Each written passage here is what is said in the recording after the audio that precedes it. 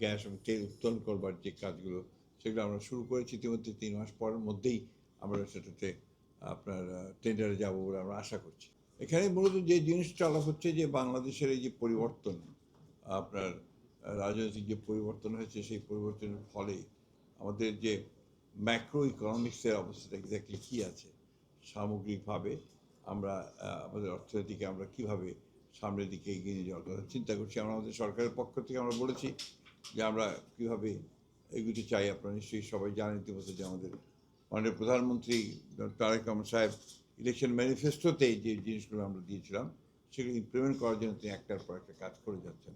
ইতিমধ্যে আপনারা দেখেছেন যে ফ্যামিলি কার্ড, আমাদের যে কৃষক কার্ড, খাল খনন কর্মসূচি, এই বিষয়গুলো কিন্তু আপনার যথেষ্ট জনগণের মধ্যে এটা একটা আশার সঞ্চার করেছে।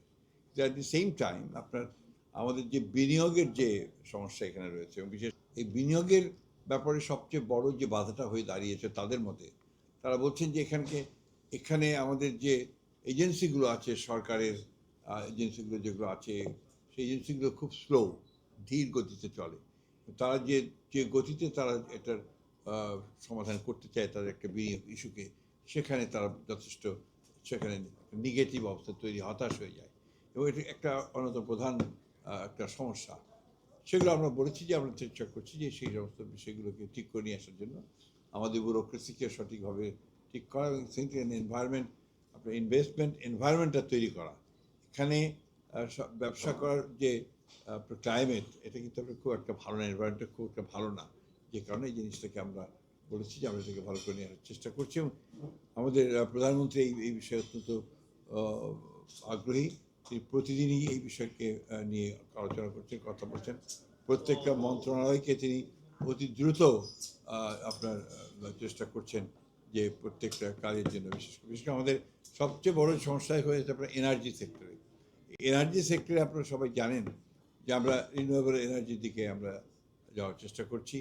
আমরা আপনার সোলার এনার্জির দিকে আমরা যাওয়ার চেষ্টা করছি এবং একই সঙ্গে অনশোর এবং অফশোর যে এক্সপ্লোরেশন, আপনার গ্যাস এবং তেল উত্তোলন করবার যে কাজগুলো সেগুলো আমরা শুরু করেছি ইতিমধ্যে। 3 মাস পরের মধ্যেই আমরা সেটাতে আপনার টেন্ডারে যাব বলে আমরা আশা করছি।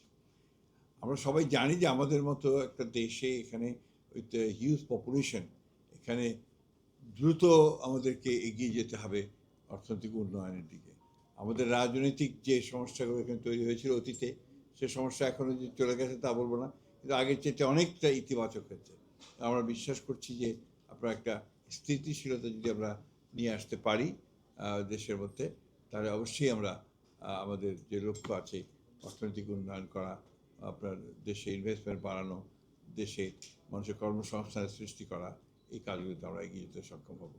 আমি ধন্যবাদ দিতে চাই এসটিআরকে যে তারা আজকে এই সংলাপটার আয়োজন করে তারা আমাদের দেশের ইনভেস্টমেন্ট, আমাদের সিকিউরিটি একটা আলাদা কোশ্চেন আছে, যে আমাদের বে অফ বেঙ্গল যে আছে সেটাকে নিরাপদ রাখা, আমাদের বন্ধুদের সঙ্গে আমাদের সম্পর্ককে স্থিতিশীল রাখা, আমাদের প্রতিবেশীদের সঙ্গে সম্পর্ককে স্থিতিশীল রাখা, এই বিষয়গুলো অবশ্যই আমাদেরকে সমাধান করতে হবে।